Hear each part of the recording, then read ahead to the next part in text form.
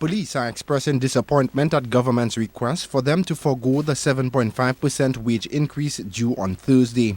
Officers say they will go to their banks on payday, expecting their salaries to reflect the promised increase. If the increase is not paid, the president of the Police Welfare Association says officers know what they should do. However, Verngard says he's only carrying out the mandate of his members who rejected the government's proposal on Tuesday.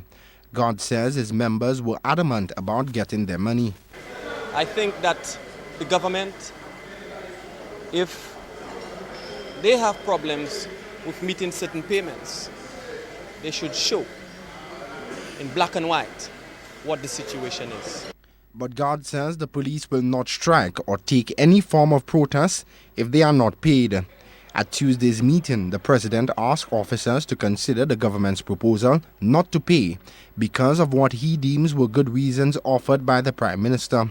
According to the Police Welfare Association, St.Lucia recorded 1.5% growth in the economy in 2007, and the economic growth slumped to 0.7% in 2008. However, God says despite officers' decision to reject the government's proposal, as members of the essential services, they are sworn to the upkeep of law and order. We are committed to certain duties, okay? But morale is low, as I could have felt in this meeting. Morale is low, and the officers are bothered. I could see some of the officers looking very pale. Despite all of that, are they committed to the upkeep of law and order in St. Lucia, despite whether or not they will receive the money? Definitely. We are concerned about our country. We know about the crime and the propensity of crime, especially at certain times, and we will not do anything to jeopardize the security of our country. God also asked the police to consider a retrenchment in the civil service if government pays the 7.5% increase despite the economic situation. The move would mean that some contracted police officers and other public servants could be sent home. God says he is confident that the Trade Union Federation will protect civil servants from that possibility. I have confidence in the Trade Union Federation.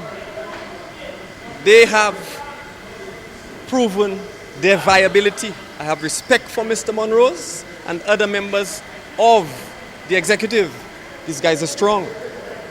So I'm telling you that I don't think that retrenchment is an issue, considering the quality of representation that the Trade Union Federation is giving their members.